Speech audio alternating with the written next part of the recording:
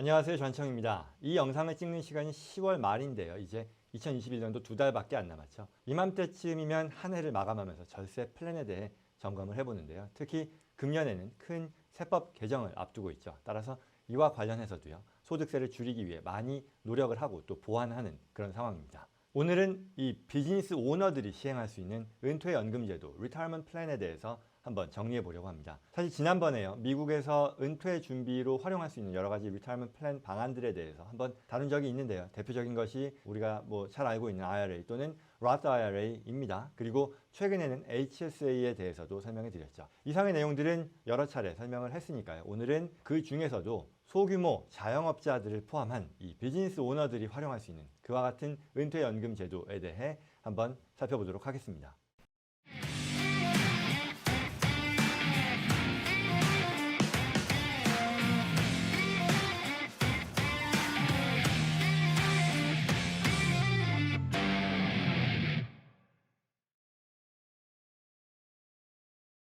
비즈니스에서 소득세를 줄이는 데 활용할 수 있다는 말은 뭘까요? 소득세는 순소득을 기준으로 세율을 곱해서 매겨진다라고 했죠. 따라서 소득세를 줄인다는 것은 순소득을 줄이는 것이고요. 결국은 비용을 늘림으로써 순소득을 줄인다가 되겠죠. 그러면 회사가 어떻게 은퇴연금 제도를 통해서 이를 달성하느냐라고 했을 때 회사의 자금의 일부를요, 오너 본인을 포함한 이 직원들을 위해 설정하는 은퇴계좌 플랜을 만들어서 이쪽으로 돈을 넣는다라는 거죠.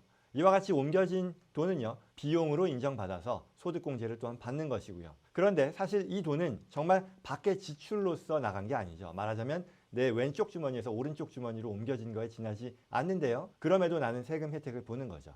결국 정부는 개별 기업들로 하여금 직원들의 은퇴 준비를 자발적으로 준비하는 데 대해서 세제상의 혜택을 주는 방식으로 이렇게 권장한다라는 그런 얘기가 되는 거겠죠. 이제 구체적으로 들어가면요, 리타이어먼트 플랜은 여러 가지가 있는데요. 401k다, SEP IRA다, Defined Benefit이다, Profit Sharing 말들이 굉장히 많은데요. 이 영상 보시는 분들 중에 이런 내용들에 대해서 들어는 봤는데 도대체 뭔지도 모르겠고 또 어떻게 하라는 건지도 모르겠고요. 또 어디다가 투자하는 건지 또는 이게 심지어 금융상품인지 아니면 하다못해 이걸 어디서 어떻게 가입하라는 건지 도무지 모르겠다. 그래서 어렵다라고 생각하는 그런 분들 꽤 많이 계실 겁니다. 그래서 이제 각각의 이와 같은 은퇴 플랜에 대해서 궁금해하는 사항들 몇 가지로 구분을 해서 설명을 해드리려고 합니다. 어떤 식이냐 하면요, 어떤 목적 하에서는 어떤 플랜이 가장 좋고 어떤 비즈니스 오너들이 특히 이 제도를 활용하면 좋겠다, 이런 식으로 설명을 하겠죠. 그래서 첫 번째는요, 투자금을 오너를 위해 많이 넣을 수 있느냐, 바꿔 말하면 이건 세금 공제를 받을 수 있는 그런 금액을 높일 수 있느냐라는 그런 관점에서 첫 번째 평가할 것이고요.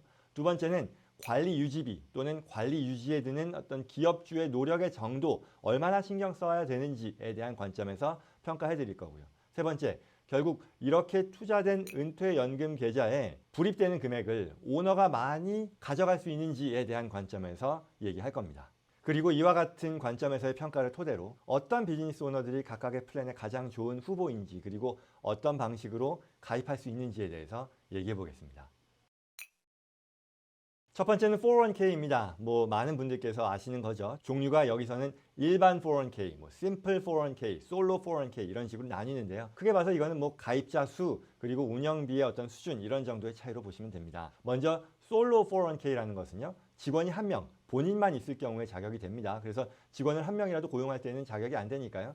여기 해당되는 자영업자들만이 활용할 수 있는 그런 방안이겠죠. 그리고 심플 401k, 일반 401k는요, 직원이 그보다 더 많을 것이고요. 이를 활용하는 방식은 회사가요, 401k라고 하는 리타이어먼트 플랜을 설립해서 여기에 투자 계좌를 열고요, 직원 한 명당 각자 19,500불씩을 넣을 수 있도록 해주는 그런 제도를 말합니다. 이건 이제 일반 401k에 해당이 되는데요. 회사도요, 이와 같이 직원이 본인의 급여에서 일부를 불입하는 데 있어서 직원 연봉의 한 3에서 5% 정도를 매칭해주는 그런 경우도 있습니다. 이게 무슨 말이냐면요, 홍길동 씨가 연봉이 5만 불인데 이 회사의 매칭 기준이 3%라고 한다면 이 홍길동 씨가 불입하는 401k 금액에 대해서 이분의 연봉 5만 불 곱하기 3%인 1,500불까지는 회사가 매칭해서 그 계좌에 넣어준다. 그래서 혜택을 준다라는 그런 뜻입니다. 그 밖에 심플 401k와 일반 401k의 차이는 총 투자 금액, 앞서 일반은 19,500불이라고 했는데 이 심플 401k는 13,500까지만 할 수 있습니다. 대신 이제 관리비가 좀 더 싸고 수월하다라는 그런 차이에서 비롯된다라고 할 수 있습니다. 자, 그럼 이제 평가를 할 텐데요. 첫 번째로 회사가 회사의 투자금을 많이 불입해서 회사의 세금을 많이 줄일 수 있느냐라는 그런 관점에서 보면 많지 않습니다. 401k는요, 직원들이 자신들의 은퇴 계좌에 본인 급여 중에 일부를 넣을 수 있도록 해주는 그런 제도이기 때문에 회사 입장에서 회사의 비용으로 더 많이 넣고 공제해서 세금 혜택을 보거나 하는 건 아닙니다. 직원들이 하는 것은 직원들의 재산 혜택인 거지 뭐 회사 입장에서는 어차피 직원 임금으로 나가는 거니까 별도로 추가 혜택을 보는 건 아니라는 거죠.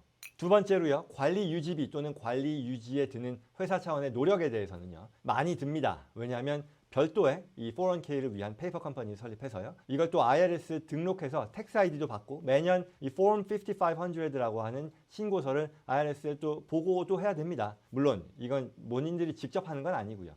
TPA, 이 Third Party Administrator라고 하는데요. 이러한 전문가를 활용하기 때문에 그렇기 때문에 비용이 더 많이 발생하는 거다라고 볼 수 있는 거죠. 그리고 세 번째요. 오너가 많이 혜택을 볼 수 있느냐, 가져갈 수 있느냐에 대해서는요. 그렇지 않습니다. 오너도 본인 투자금 19,500불이죠. 여기까지만 활용할 수 있게 됩니다.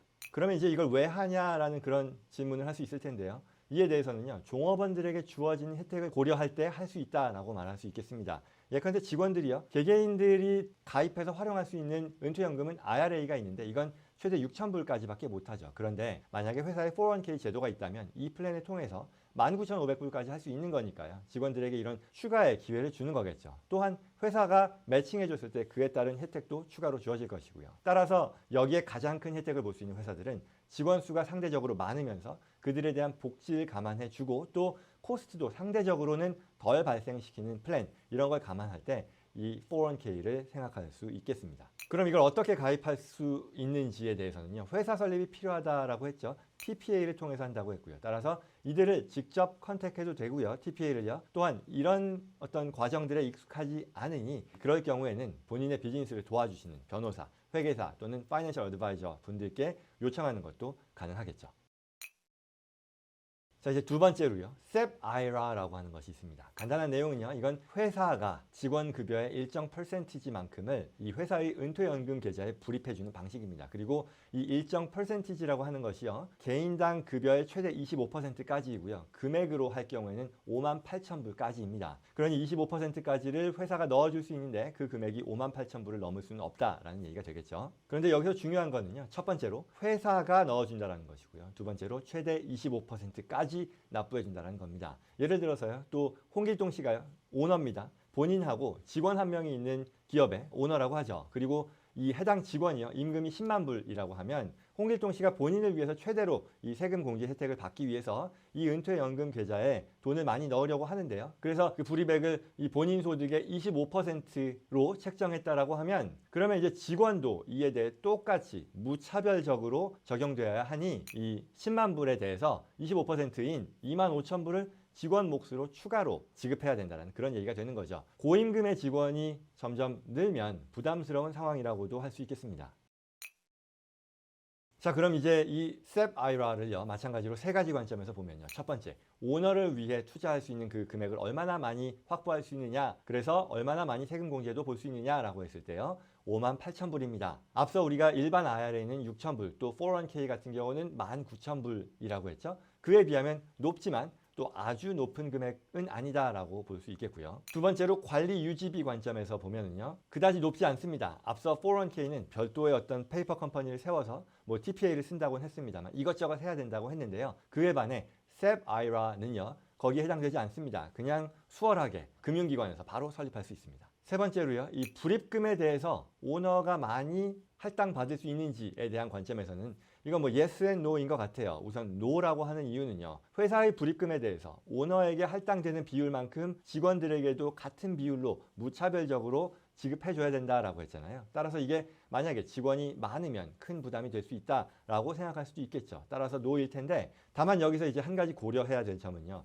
해당 베네핏을 받는 직원이 모든 직원을 포함하는 건 아니고요. 이 자격의 조건이 있습니다. 어떤 조건이냐면 3년 이상 근무했고요. 또 21세 이상이어야 한다는 그런 조건이 있습니다. 물론 회사 차원에서 이 조건을 완화할 수는 있는데요. 어쨌거나 이와 같은 조건에 해당되는 직원이 많으냐 적으냐에 따라 고용주의 부담이 클 수도 있고 적을 수도 있겠죠. 따라서 이와 같은 이 SEP IRA를 활용하는 이 후보라고 한다면요, 중간 정도의 소득을 갖는 소규모 자영업자이면서 직원이 그다지 많지 않거나 또는 직원들의 이직률이 일반적으로 높은 경우에 큰 혜택을 누릴 수 있다 하겠습니다. 그리고 어떻게 가입할 수 있느냐에 대해서는요, 앞서 잠깐 말씀드렸습니다만 굉장히 쉽습니다. 뭐 증권사, 보험사 이런 금융기관을 컨택해서요, 내가 SEP IRA를 만들려고 하는데 어떻게 해야 되냐라고 물어보면 별도의 어떤 추가 과정 없이 쉽게 진행할 수 있을 겁니다.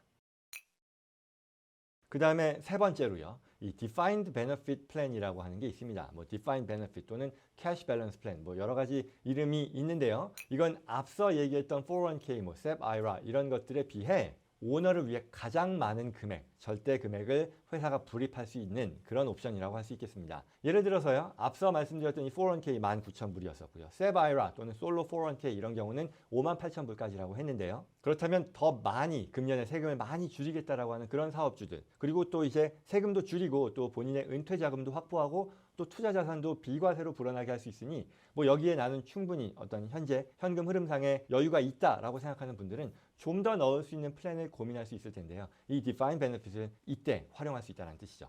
방식은요, 회사가 이 Profit Sharing Plan, 뭐 Defined Benefit, 뭐 Cash Balance 여러 가지 이름은 있습니다만 자체적인 Retirement Plan을 이 TPA와 함께 설립을 하고요. 여기에 투자 계좌를 열고 매년 넣을 수 있는 금액을 뭐 투자하는 겁니다. 그리고 여기서 매년 넣을 수 있는 금액이라고 하는 것은 확정이 된 건 아니고요. TPA가 그 회사의 상황에 따라서 계산을 해서 알려주게 됩니다.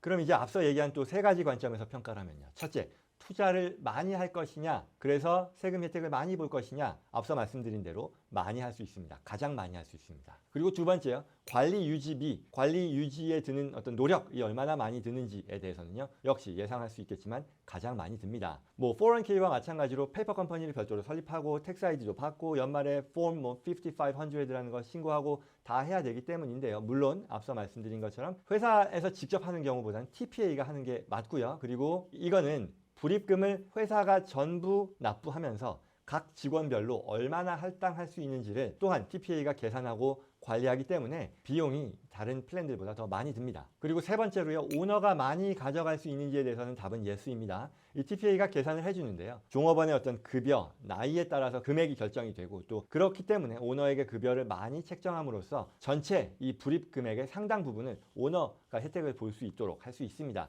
뭐 예를 들어서 한 40대 이상의 오너이면서 동시에 직원이고요. 또 급여를 많이 지급받게 할 경우라면 대략 매년 한 25만 불 가량 또는 그 이상을 넣을 수 있게 됩니다. 당연히 이 말은 이 25만 불을 넣음으로써 당해의 세금을 줄이고 또 투자해서 얻는 소득은 본인이 은퇴 이후에 찾을 때까지는 비과세로 불릴 수 있다는 그런 뜻이죠. 여기서요, 만약에 배우자도 같이 직원으로 고용할 수 있는 그런 상황이라면 이 금액은 당연히 2배가 될 수 있는 거고요. 따라서 이 Defined Benefit Plan의 후보는요, 한 10만 불 이상의 어떤 불입금의 여유 또는 의사가 있고요. 당해 소득세를 줄이는 데 관심이 있는 비즈니스 오너들은 고려할 수 있을 겁니다. 다른 플랜들은 이와 같은 큰 금액의 효과를 달성하지는 못하기 때문에 큰 금액의 어떤 세금 혜택을 기대하는 비즈니스 오너들은 이 디파인 베네핏을 해야 된다는 거죠. 그럼 어떻게 가입할 수 있느냐? 앞서 말씀드린 것처럼 회사 설립이 당연히 필요한데 역시 마찬가지로 TPA를 컨택하게 되는데요. 이게 너무 번거롭다 생각이 되시면 사업을 도와주는 이 변호사, 회계사 또는 뭐 파이낸셜 어드바이저 분들께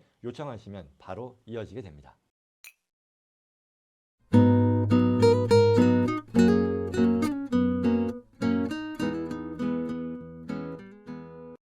자, 어떠신가요? 이 비즈니스 오너들이 가입할 수 있는 리타이어먼트 플랜에 대해서 나름 쉽게 설명을 하려고 했는데 또 해놓고 나니 원했던 것만큼 이렇게 쉽게 들리지는 않을 수 있겠다 싶습니다. 만약 너무 복잡하다라는 그런 생각이 여전히 드신다면 내가 순이익을 내는 업체이고요. 또 세금을 줄이는 데 관심을 갖는 회사의 오너로서 이 영상을 보시는 분들은 당연히 자영업자도 포함이 됩니다.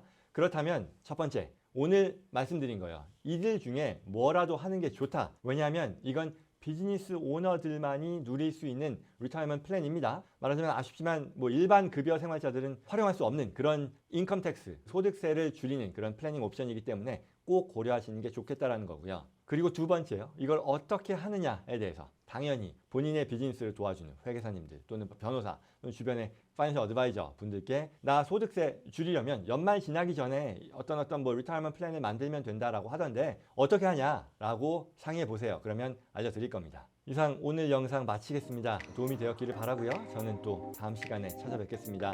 고맙습니다.